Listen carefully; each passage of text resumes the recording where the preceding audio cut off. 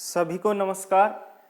कृषि लेसन पर आज हम चर्चा करेंगे और सबसे पहले हम चर्चा करेंगे कि कृषि क्या है और भारत में कौन कौन से कृषि के प्रकार हैं, अर्थात कृषि को हमने कितने ऋतुओं में बांटा है, तो इसी पर हम चर्चा करेंगे। तो भारत में कृषि के लिए हम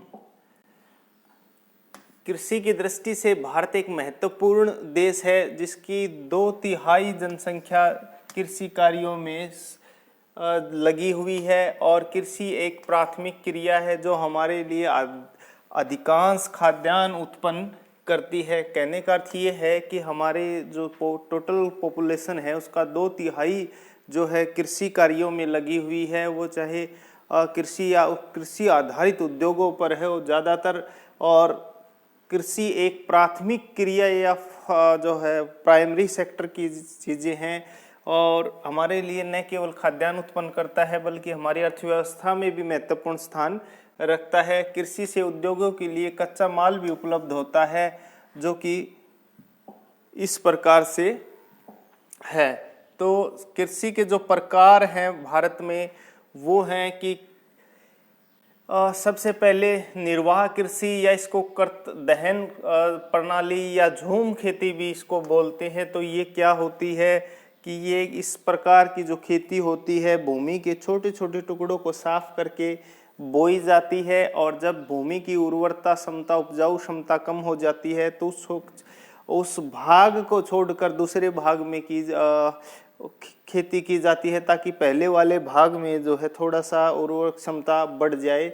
तो इसको भारत के कुछ भागों में आज भी जीविका निर्वाह कृषि की जाती है और इस प्रकार जो कृषि है भूमि के छोटे टुकड़ों को साफ करके कृषि की जाती है। जब भूमि की उर्वरकता क्षमता कम हो जाती है तो भूमि कि जो किसी दूसरे टुकड़े को साफ करके भूमि कृषि की जाती है। इस प्रकार की खेती आधुनिक तकनीकों और उर्वरकों का प्रयोग नहीं किया जाता है। कहने का अर्थ ये है कि इस प्रकार की जो खेती है वो व्यापारिक दृष्टि या आर्थिक दृष्टि से नहीं बल्कि केवल गुजारे लायक होती है। भूमि के छोटे छोटे टुकड़ों को साफ करके परिवार लायक जो खेती की जाती है उसको निर्वाह खेती बोलते हैं। और भारत में जो पूर्वोत्तर राज्य हैं खासकर असम है, मेघालय, मिजोरम, नागालैंड में इसको झूम खेती के नाम से जानते हैं और मणिपुर में इसको पलामू, छत्तीसगढ़ बस्तर जिले में और अंडमान निकोबार में इसको जो है दीपा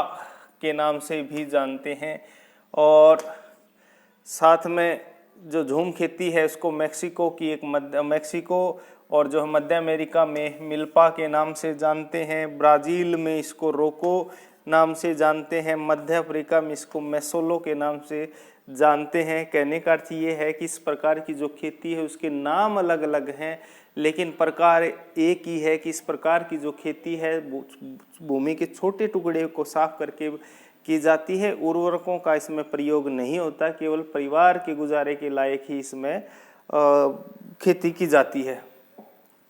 उसके बाद हम बात करते हैं दूसरे टाइप की खेती जिसको हम महत्वपूर्ण भारत की एक फसल है, ये प्रकार है कृषि का, वो है गहन कृषि। तो गहन कृषि वहाँ की जाती है जहाँ जनसंख्या का दबाव अधिक होता है, अर्थात अधिक जनसंख्या जहाँ होती है और इस प्रकार की खेती में ज़्यादा श्रम पूंजी की आवश्यकता होती है। इस प्रकार की जो कृषि में अधिक रासायनिकों और सिंचाइयों का प्रयोग किया जाता है, यानी कि जो भूमि है उस पर ज़्यादा कृषि उत्पादन का दबाव रहता है और साथ ही जो है अधिक रसायनों और सिंचाई का भी प्रयोग होता है। गहन कृषि में उत्पादन अधिक लिया जाता है। इसकी जो प्रमुख फसलें हैं गेहूं है, चावल है, गन्ना इसके उदाहरण हैं।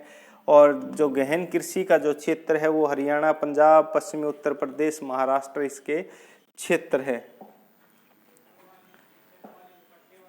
दूसरी महत्वपूर्ण फसल है तीसरी रोपण,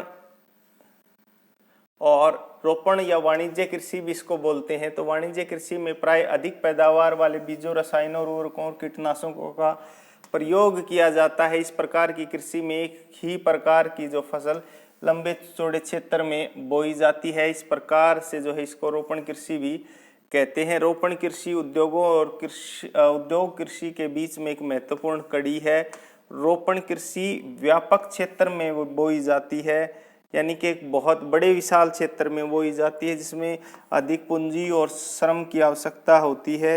उदाहरण के लिए चाय, कॉफी, रबड़, केला आदि इसके प्रमुख उदाहरण है। कहने का अर्थ ये है कि रोपण कृषि और गहन कृषि में अंतर यही है कि रोपण कृषि जो है उसमें एक ही फसल को बहुत बड़े क्षेत्र पर बोई जाती है, जबकि गहन कृषि में अलग अलग प्रकार की फसलें जो है एक क्षेत्र में बोई जा सकती हैं। बाकी ज़्यादातर सेम है, उत्पादन अधिक होता है, अधिक जनसंख्या वाले क्षेत्रों में भी हो सकता है। तो रोपण कृषि में एक ही फसल बोई जाती है लंबे चौड़े क्षेत्र पर, और गहन कृषि में जो है एक से अधिक फसलें एक लंबे चौड़े क्षेत्र में बोई जा सकती हैं। ये मूल रूप से अंतर है। और भारत में जो प्रमुख जो फसलें हैं उनमें 3 प्रकार की फसलों में हम बांटते हैं। भारतीय जो फसल है रबी, खरीफ और जायद।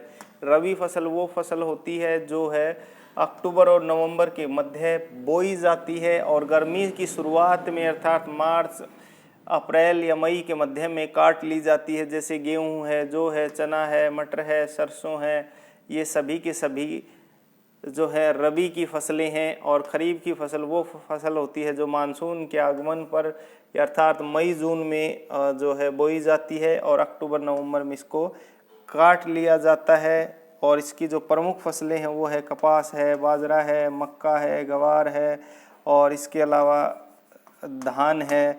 ये प्रमुख जो है खरीफ फसलें हैं। और एक प्रमुख फसल और है तीसरी, जायद फसल, अर्थात जो दोनों के बीच में रबी और खरीफ फसल के जो है बीच में बोई जाने वाली जो फसल उसको जायद फसल बोलते हैं। इस प्रकार की जो फसल होती हैं वो प्राय बेल वाली फसलें होती हैं, जैसे तरबूज है, खरबूजा है, हरी सब्जियां, चारे आदि की। तो इस प्रकार जो है ज़्यादातर बेल वाली फसलें ही होती हैं। और उसके बाद हम बात करते हैं कि भारत में जो है जो उद्योग हैं उन उद्योगों का भारतीय अर्थव्यवस्था पर क्या प्रभाव है। और